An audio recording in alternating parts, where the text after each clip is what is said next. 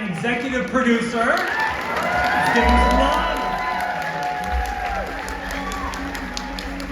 We have the one and only Alex Cross himself, star and executive producer Aldous Hodge.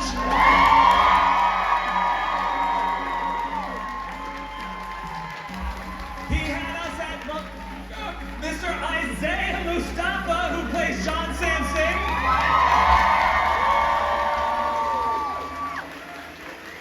She is tiny, but she is mighty. We have Alona Tal as Kayla Craig. And she is smoking hot and strong-willed. We got El Montiero, Samantha Waltz.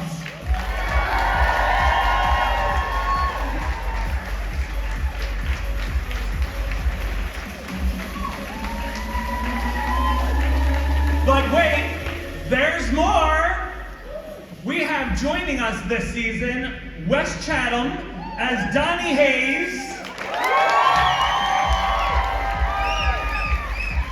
And the iconic Matthew Lillard as Lance Delange.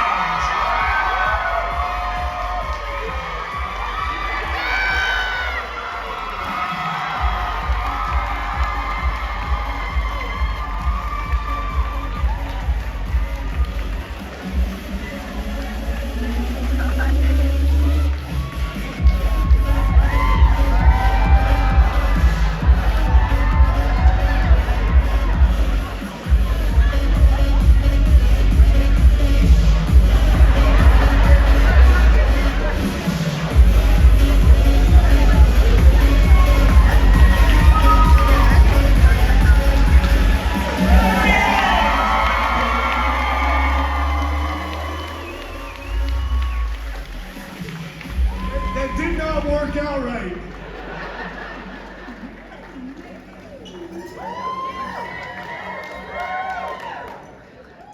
So obviously a cast. I'm exhausted, wait. Let me catch your breath. There's some water at your seat. Clearly a cast that does not get along. This is very exciting to have all of you here today. This first season, Ben, was so good. It was so good, smart, really exciting. It had all the levels. When you were talking about taking on this character, this world of Alex Cross, these writings, what was your main goal? You mean from the start? Yeah. Oh man, wow. I think for me, and first of all, thank you. And hello, New York. It's amazing to be back here. We just have so many fond memories of launching the season 1. But our first stop was New York Comic Con. And so it's great to be back for our first stop for season 2. When I go back to what I was thinking in the beginning, I'm a big thriller and mystery, so when I was a kid, those were my favorite books to read growing up. And my mom used to even just pass me down the books that she loved, and that's kind of what gave that bug to me. And so I've always been, drawn to those types of stories. And when I had to step in and consider taking on such an iconic series as James Patterson's Cross series, I started thinking about, well, what can I do what can I bring to this table, especially something that's already been a movie. It's already been, multiple movies. And so at first I was a little hesitant, and then I went back and reacquainted with the books. And I started thinking about and noticing all the things that are in the books that hadn't really been depicted in the movie set. And I felt like television, an actual series, might be the best way to tell this story, because then you can really expand on the world and expand on the journey of the characters and not have to be so limited by having to get through that plot so much. And so that's what I decided to try to do with this series, was really build out a world and really expand these characters, the depths of these characters, because I started thinking about what is it that makes me come back, especially even someone like me who's a mystery nut. Why would I return to the show over and over again? Eventually, it's not going to be the mystery. It's going to be because I'm invested in the people. And so we try to do that. We try to do a show that gives you a great mystery and keeps you on the edge of your seat at all times, and yet the reason you keep coming back is for the characters. 100%, and yeah, these were characters that very early on viewers really connected with, and you didn't have to do a lot of like place setting for them. Like you kind of dropped us into their world and immediately let us know who these people were. And for you guys who are back to New York Comic Con, how different is it this year versus last year? Well, let's see. What y'all think about the first season?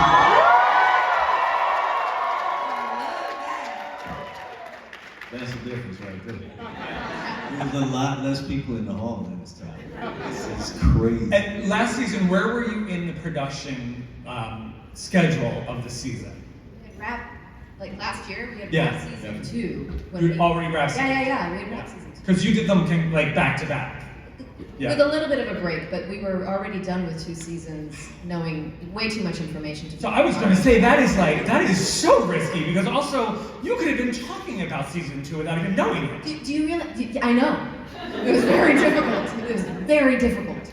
But this is good. I mean, this, avoiding spoilers is. Well, the thing is, we've already shot season 3, 4, 5, 6, and 7. There you go. So we're going to be here for a couple of years. We're holding back secrets. And that was the spoiler. But these characters really did, like, we immediately got them, and we talked about, like, the relationship between Alex and Samson is so key to this story. Because, yeah, right? It really gives us, like, both sides of this world that they're both working in. One who is, excellent at his job, but not crushing it at life. And the other one, crushing it. I mean, he's trying really hard, but this character is so well fleshed out in this show. Was there anything in the books that you saw that you were like, I have to make sure this is portrayed on screen by him? So, actually, no, not from the books. I went and talked to James directly. My 2 sort of North Stars when it came to approaching this was one, talking to Ben to understand what his real vision was, right? So we could make sure we execute that. But then when I talked to James, I wanted to know about the foundation of the character for him, what was most important to him about the character. And, just the principles that inspired who and what this character became. So, a few things that are really important is, one, his intellect is really where his superpower lives. Emotional maturity. I think for how we get to display it in the TV format, vulnerability. That to me is a true measure of strength, is being able to explore and express your vulnerability, dig in and dig through it, fight for it, fight for yourself. Because that's where the relativity lives. We're all fighting for something personally ourselves, all looking for a little bit of help or guidance on how to get through it. And we could all use a Samson in our life. Can I hear from a boy I never done? And that's what makes it worth it for me, because we get to explore real lived-in values and experiences. It's not topical, right? Like Ben said, like, you know what you come for, but then you learn what you stay for. And for us, I think on the performative side, it's equally aligned. We are staying because our characters are so rich. It is based on the relationships we get to have, the relationships we establish, and then when it comes to another season, we're looking forward to the things that may shake up, may change, may surprise even us. Because I'm gonna tell you, as cast, we got a lot of surprises. This season. Yeah. It's a lot of surprises. Don't get comfortable. Well, that was when you talked about, like, you gave viewers trust issues. You made the nice lady, well, she wasn't that nice, but the nice lady from Schitt's Creek an absolute maniac. And then she set herself on fire. Like, nobody saw that coming. Trust issues or survival skills? I don't, you know what I'm saying? Well, I feel like Ella's the one with the real survival skills. Hey. I mean, she does her very best with what she serves. You know what I'm saying? We love it. We love it. But how great was it for you guys to get those scripts and see, like, because there were characters that I thought, like, oh, she's definitely in on this, and then she was actually not. The boss. But that's see. So one of the things, one of the premises I start with is, and I love this, but it also makes it very challenging, is how literate audiences are. now today, even more so than when I was coming up, even more so than when I first got into the business, audiences are so aware of story structure and how things are presented and what those things mean. So you can find yourselves with the audience getting ahead of you very quickly just by doing a typical villain introduction. And how you shoot that, even before they've said anything, someone say, "Oh, that's my villain," and then you can do the same thing with the hero. So, but then it dawned on me, if the audience is that literate, you can start to use that against them. So we started doing things, and we let a couple tricks out the bag now. But I would literally tell people, shoot this person with a low angle with a hero intro. Because subconsciously, that's going to start triggering certain things within the audience that's so used to seeing that and knowing that's their hero.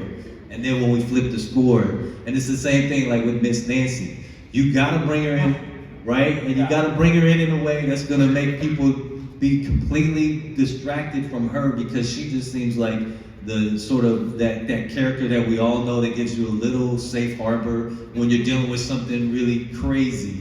And then she flips the score. And even just going with a more mature woman is a surprise for a lot of people. So we try to do that all the way through, and we continue to try to do that. Just take advantage of the fact that our audiences are so smart right now. Y'all are smart. You make us up our game.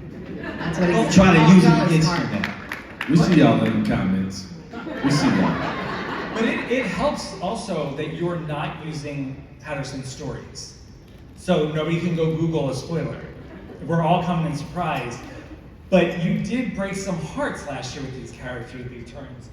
For you guys, did you start to think like at any point your character could be corruptible?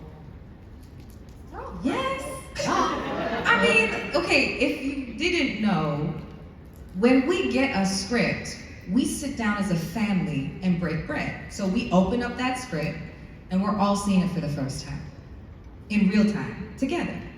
So Mastermind over here, Ben Watkins, would just sit there and watch us all pop off as things are coming up and just enjoy the deliciousness of watching all of our heads spin. Literally, short of like doing Yes. Yes. Mind you, So- there's also some portions of the script that are redacted. I was just about to say, Oh. loves redacted stuff. yeah, large portions. Huge. So sometimes you might be on the hit list and not know. That's right. And if you're me, you might redact certain things that aren't even sensational just because you know they're gonna be thinking about it. It'll be something like Samson kneels down to grab a bag of sugar to put a scoop in his coffee cup. But in the script it's Samson kneels down.